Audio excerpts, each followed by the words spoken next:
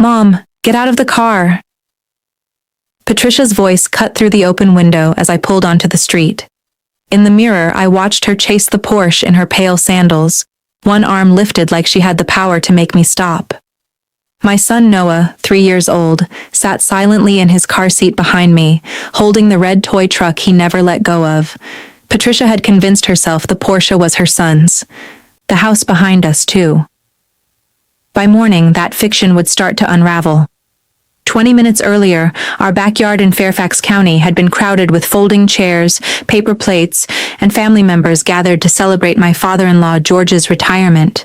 I'd spent 2 days prepping for the cookout while juggling my civilian job and an Army Reserve weekend.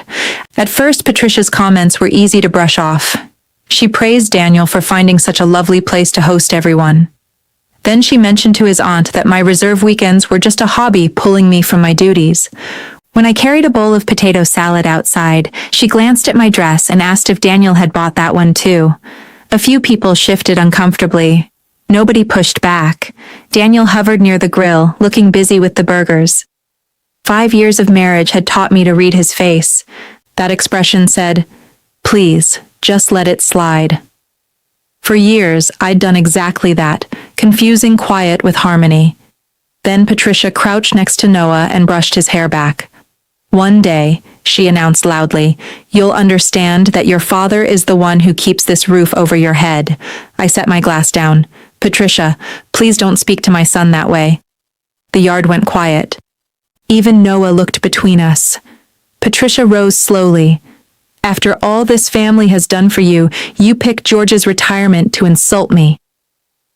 I told her I'd asked her not to say something untrue to my child. She put a hand to her chest.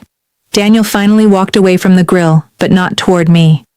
"Claire apologized to my mother," he said. I just looked at him. His jaw tightened. His family was watching. "Apologize to my mother or pack your things and get out of my life." Noah was close enough to catch every word. That settled it. Fine, I'd go.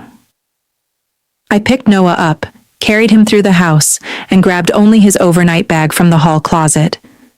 Daniel followed as far as the porch, then stopped. After Patricia screamed at me from the curb, I drove 10 minutes to a hotel. Once Noah was settled, I texted Daniel the location and offered a video call. Whatever came next, I wouldn't use Noah as a weapon. Daniel didn't reply. At 8 the next morning, my attorney Elena Morales called my husband. For the first time, Daniel was hearing the unvarnished truth. Elena called me 15 minutes after hanging up. "He's angry," she said, "but he heard me out. That counts." For most of our marriage, Daniel's temper had shut down conversations before any real truth emerged. This time, someone had made him listen. Elena hadn't threatened him or tried to scare him. She'd simply explained that I'd hired counsel regarding a temporary separation, protection of our finances, and a written parenting plan for Noah. She also told him neither the house nor the Porsche could be sold, borrowed against, or transferred while ownership documents were under review. The truth was, those documents had never been complicated. My grandmother Ruth had raised me during the years my own mother was fighting to stay sober. Her house wasn't a mansion, just a comfortable 4-bedroom colonial from the 1980s with creaky stairs and a maple tree that dropped leaves faster than anyone could rake.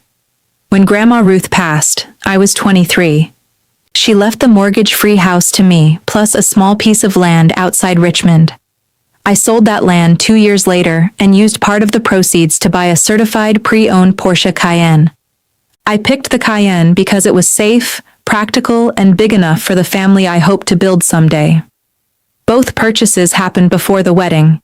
The deed and vehicle title were in my name alone, and the money traced back to my inheritance.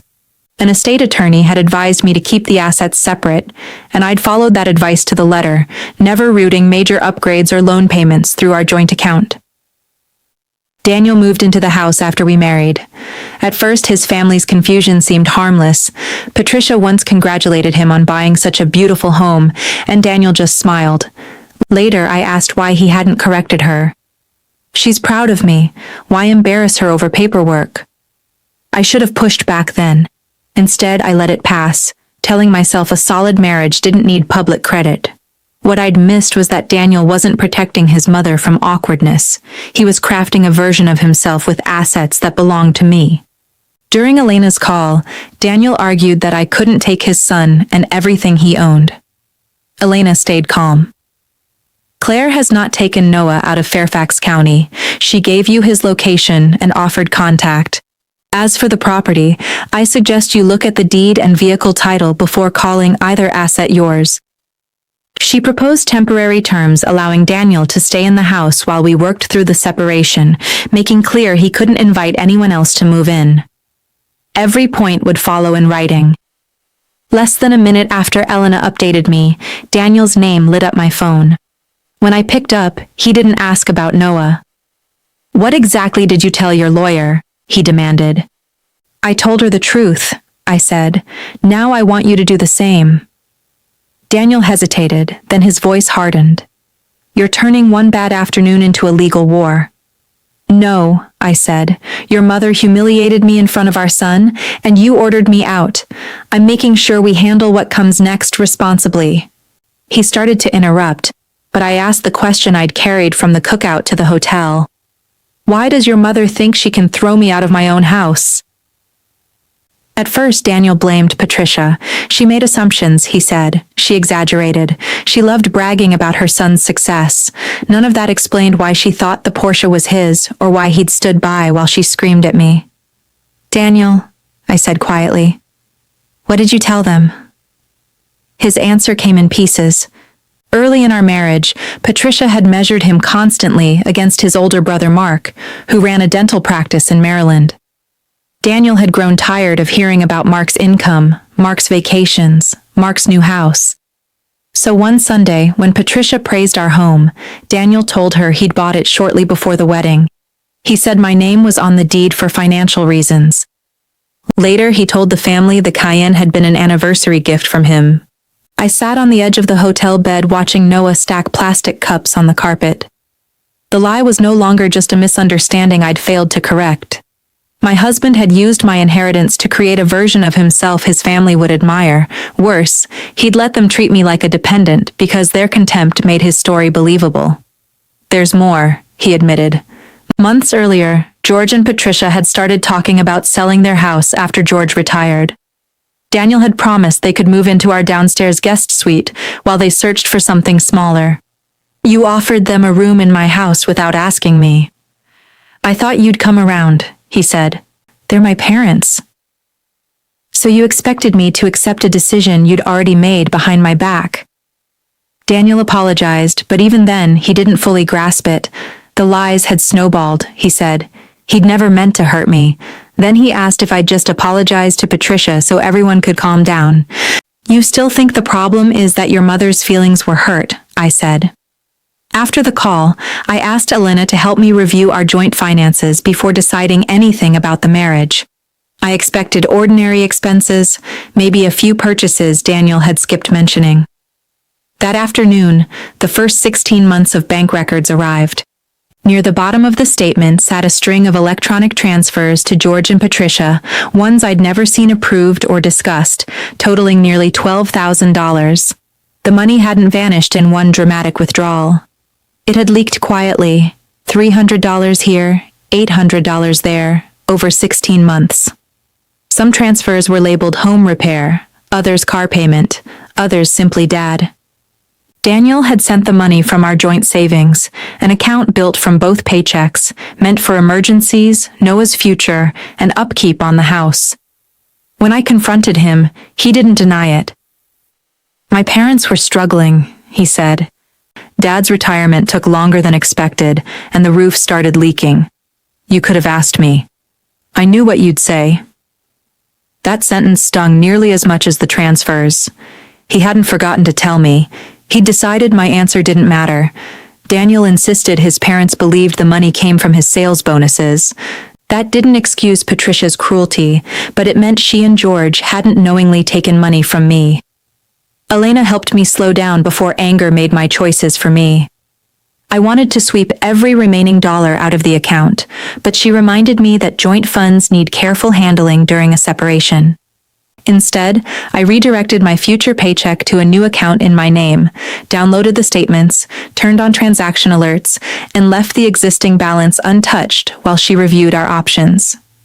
We also sent Daniel a proposed temporary parenting schedule. It gave him regular time with Noah and required both of us to share information about daycare, medical care, and overnight locations. I wanted a record showing I was protecting our son's routine, not punishing his father. 2 days later, Daniel rented a furnished apartment near Noah's preschool. He returned his house key voluntarily and collected his clothes at an agreed time while Noah was with me at the park. Watching him carry boxes out of the home where we'd planned to grow old was painful. Consequences don't stop hurting just because they're deserved. Patricia reacted differently. She called relatives and told them I was using lawyers and my army connections to destroy her son. One cousin texted me asking if I'd really stolen Daniel's house. I typed a reply, deleted it, then put my phone face down. I could have posted the deed, the title, and every bank transfer online. For one furious minute, I wanted everyone to see who had lied. But public humiliation had helped create this mess.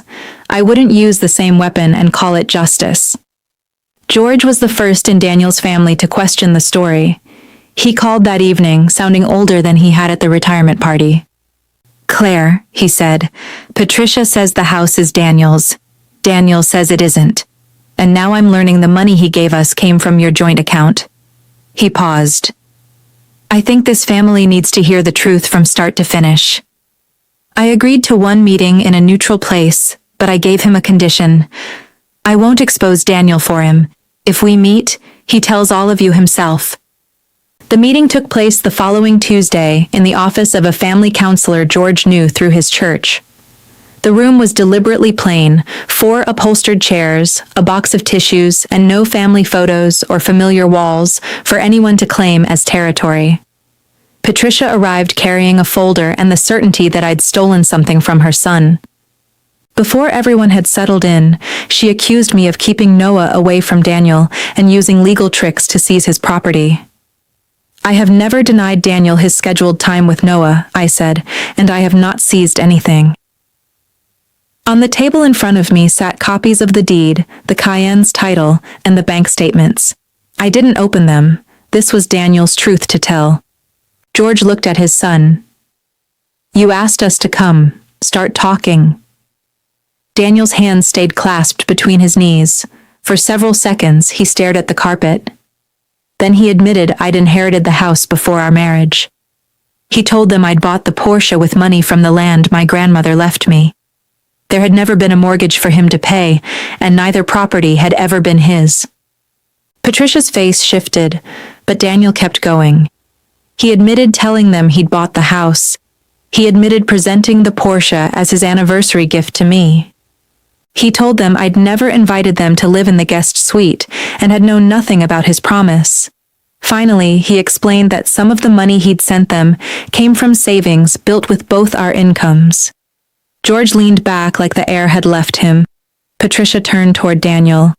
"You let me say those things to her while you knew the truth." Daniel swallowed. "Yes." "Why?"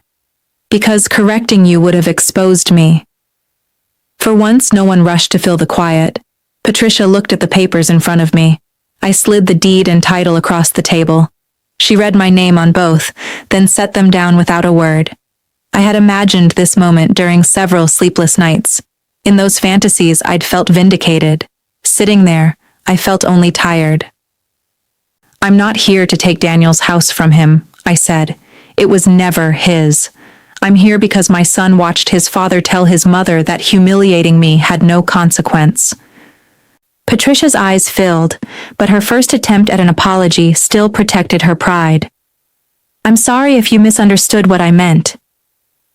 "I didn't misunderstand you," I replied. "You said exactly what you meant, and Noah heard it. An apology begins with naming what you did, not questioning how I heard it." George lowered his head. Daniel didn't defend her. The counselor asked what I wanted from the meeting. I said I wanted the lies corrected, the money accounted for, and every adult in the room to understand that Noah would not be used to carry messages or pick sides. Then Daniel looked at me with a fragile kind of hope. "Now that everything is out," he asked, "can we go home and work this out?" I held his gaze. No. Knowing the truth doesn't erase what happened. The separation continues. The words sounded firm in the counselor's office. Driving back to the hotel, though, I cried at a red light where no one could see me. I hadn't wanted to defeat Daniel. I'd wanted him to stand beside me when his family humiliated me. Now he was living in a furnished apartment. I was preparing to return to a quiet house, and Noah kept asking when we'd all eat breakfast together again. Daniel's consequences were real, but they weren't cruel. He still had his job, his income, and regular time with his son. What he no longer had was the comfortable image he'd built around property that was never his. 2 days after the family meeting, he sent a written message to every relative who had attended George's retirement cookout. He stated plainly that I'd owned the house and Porsche before our marriage, that I'd contributed substantially to our family, and that he'd lied because he was ashamed of feeling less successful than his brother. He also wrote that I hadn't kept Noah from him. Daniel showed me the message before sending it, but he didn't ask me to soften it. He also signed a repayment plan for the money taken from our joint savings, the monthly amount manageable, every payment documented. Then he started meeting with an individual counselor to confront a pattern he'd carried for years. Whenever he feared disappointing his mother, he lied, delayed, or let someone else absorb her anger. A week later, Noah and I went home. His toys sat exactly where we'd left them. Daniel's coffee mug still rested beside the sink. I put it in a cabinet because I couldn't bear to see it yet. I couldn't bring myself to pack it away either. That evening, while I tucked Noah into bed, he asked, "Did Daddy leave because Grandma said Mommy was bad?" The question cut deeper than any argument about money. "No," I told him. "Daddy left because the grown-ups need time to make better choices. You did nothing wrong, and Mommy and Daddy both love you." The next day, Daniel and I repeated that message together during a video call. We used simple words and made no promises we couldn't keep. The following Saturday, Daniel brought Noah home after their afternoon together. While we stood at the front door discussing preschool, Patricia's car pulled into the driveway. She walked toward us without calling first. "I need to see my grandson," she said. "This has gone far enough." I felt Daniel tense beside me. Months earlier, that tension would have become my burden. This time, he stepped between Patricia and the doorway. "Mom, you don't enter Claire's home unless she invites you." Patricia stared at him. "You're choosing her again." "No," he said. "I'm finally taking responsibility for what I helped you do." She left angry, but Daniel didn't chase her or ask me to excuse her behavior. That night, Patricia left me a voicemail. For the first time, her apology didn't begin with the word, "if." Her message was nearly 4 minutes long. "Claire," she began, "I humiliated you in front of Noah. I treated you as though you were living on Daniel's generosity. I screamed at you about a car that was never his, and I helped make your little boy feel unsafe in his own home." Her voice shook, but she didn't blame confusion, stress, or anything I had said. "I was wrong. You don't owe me forgiveness. I only wanted to say that clearly." I listened twice. The apology didn't repair what had happened, but it was the first time Patricia had spoken about her behavior without reaching for an excuse. Over the next 3 months, Daniel kept following the parenting schedule. He arrived on time, paid his share of Noah's expenses, attended counseling, and made every scheduled repayment to our joint savings. He never used Noah to ask when he could come home. Patricia didn't call again until she sent a short message asking if I'd meet her and George in a public place. I agreed to 30 minutes at a quiet park near the library. She looked smaller without an audience around her. George sat beside her on the bench, but he let her speak for herself. Patricia told me George's retirement had frightened her more than she'd admitted. Their savings were thinner than she'd believed, and she feared becoming dependent on their children. At the same time, she was afraid Daniel's marriage had reduced her influence over him. His stories about the house, the Porsche, and his success reassured her that she'd raised a son who could protect everyone. "So I clung to that picture," she said. "And when you challenged it, I treated you like the threat." I appreciated her honesty, but I didn't let understanding become permission. "Fear may explain why you behaved that way," I said. "It doesn't excuse what Noah heard." "I know." I told Patricia that any future relationship with my son required clear boundaries. She couldn't criticize either parent in front of him. Visits had to be arranged in advance. My finances and military service weren't subjects for family gossip, and entering my home or spending time with Noah would happen by invitation, not demand. She didn't argue. "I'll follow your rules," she said. "They aren't punishments," I replied. "They are the conditions that make a relationship safe."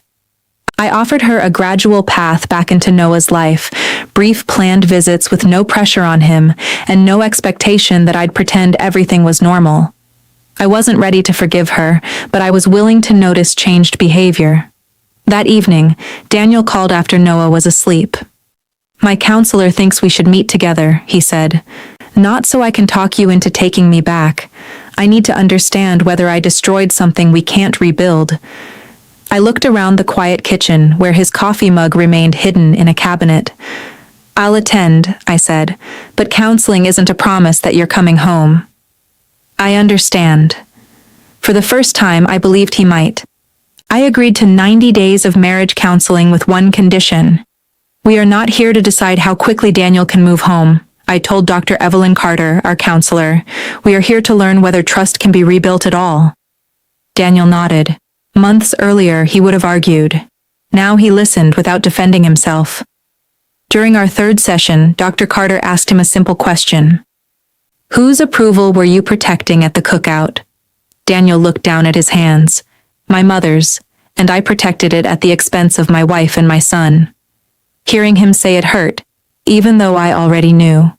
He explained that Patricia's disappointment had frightened him since childhood. Whenever she compared him with Mark, he felt like the lesser son. Instead of enduring that feeling honestly, he manufactured success. Each lie gave him temporary relief and demanded another lie. Then Dr. Carter turned to me. "What did silence protect for you?"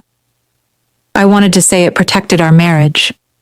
After a long pause, I answered more honestly. "It protected me from conflict. I told myself I was keeping the peace. Really, I was teaching Daniel that I would absorb disrespect to keep everyone else comfortable." That admission didn't make me responsible for his lies, but it helped me see my own pattern. I couldn't build a healthier marriage by returning to the same silence. Dr. Carter gave us a distinction I carried home.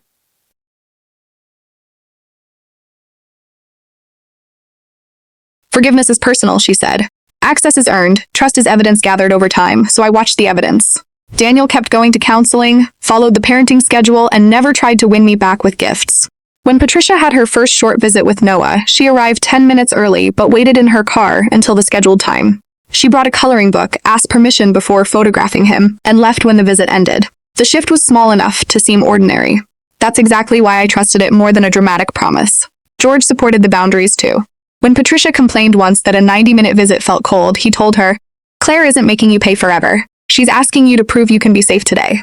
Daniel also changed how he spoke about the property. He never asked to drive the Cayenne or suggested the house was legally his. In counseling, he admitted both had become symbols of success he wanted others to see, instead of the security my grandmother had meant for me. At the end of 90 days, I wasn't ready for Daniel to return, but I was no longer sure divorce was the only safe option. We agreed to keep going to counseling while remaining separated. 6 months after the cookout, Noah's 4th birthday approached. We chose a local park so the day would belong to him, not to the house. Invitations went to both sides of the family. Then Daniel's sister Megan texted him a joke about Claire's property war. Daniel showed me the text before answering. "I know this is another test," he said. He was right. Soon we'd all stand together again. And I'd learn whether his changes could hold up in front of an audience. The morning of Noah's birthday, I almost canceled the party. A family gathering had started our separation, and I feared another might undo our progress. But Noah had spent weeks talking about cupcakes, balloons, and the playground's really fast slide. He deserved a day untouched by adult shame. Daniel arrived early with folding tables and didn't act as though setting them up earned praise. Patricia and George came at the agreed time. Patricia waited for my invitation before hugging Noah. For the first hour, everything felt cautiously ordinary. Then Megan stood beside the picnic table watching Daniel cut Noah's cake. "So Claire," she said loudly, "did you ever think you'd win the whole family property war?" A few relatives gave uncertain laughs. Daniel set down the knife before I could answer. "There was no property war," he said. "I lied. The house and car were always Claire's and she paid the price for the story I told." Megan's smile faded. Daniel didn't look at me for approval or wait until we were alone to explain himself. He corrected the lie while the same people who had once admired it were listening. Patricia surprised me by adding, "That subject is finished, Megan." It lasted less than a minute, but that minute mattered more than every apology Daniel had given. He had defended the truth when doing so, cost him comfort. That was the kind of evidence Dr. Carter meant. By then, Daniel had repaid the $12,000, including my share, and our financial records had stayed open for months.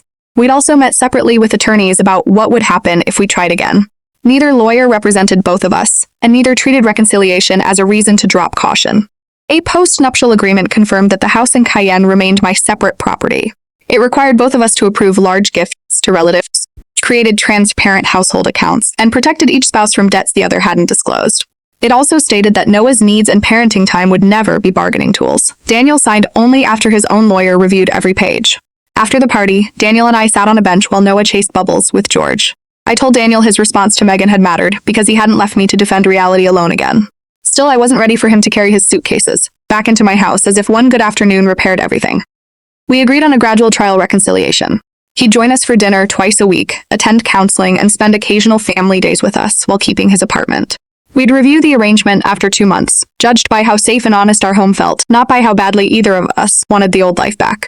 Daniel looked across the park at Noah, then back at me. "If I come home someday, can we build something that belongs to both of us, even if the house never does?"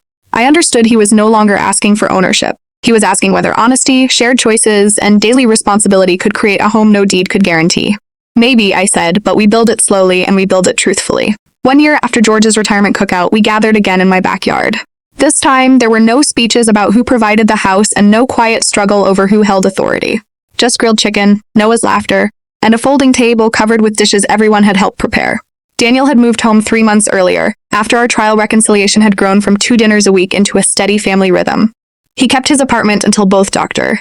Carter and I believed the change was durable. Even after coming back, he kept going to individual and marriage counseling. Trust didn't reappear when his suitcase crossed the doorway. It returned in small, repeated choices he asked before making large purchases. He showed me financial statements without being reminded. When Patricia disagreed with a boundary, he spoke to her himself instead of asking me to absorb her displeasure. None of those actions were dramatic enough for a movie. They were strong enough for a marriage. Patricia arrived that afternoon and waited at the gate until I invited her in. She asked before making plans with Noah and never again suggested Daniel was the only person supporting our family. Our relationship wasn't close, and I didn't pretend the hurt had vanished. But it had become respectful, honest, and safe. At one point, Noah climbed onto my lap and asked whether Grandma knew whose house it was now. "She knows," I told him. "But more importantly, she knows this is your home and everyone here must treat one another kindly. The house and Porsche were still mine. That wasn't my victory. My victory was refusing to teach my son that keeping a family together requires one person to accept humiliation. Daniel's victory was learning that love didn't give him permission to hide behind a lie. Patricia's was discovering that an apology becomes meaningful only when changed behavior follows it.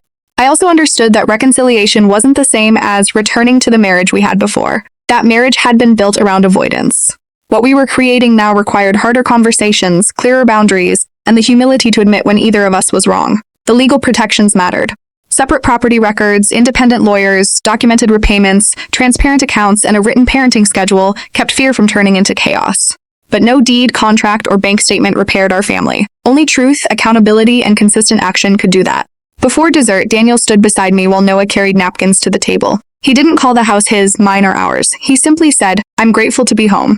This time the word sounded like responsibility, not ownership. My son didn't learn that the loudest person owns the house. He learned that love means telling the truth, respecting boundaries, and earning your way back after you've broken someone's trust. If this story made you think about the difference between forgiveness and restored trust, I'd love to hear your thoughts below. And if you believe families can heal without pretending the hurt never happened, please subscribe and join me for the next story.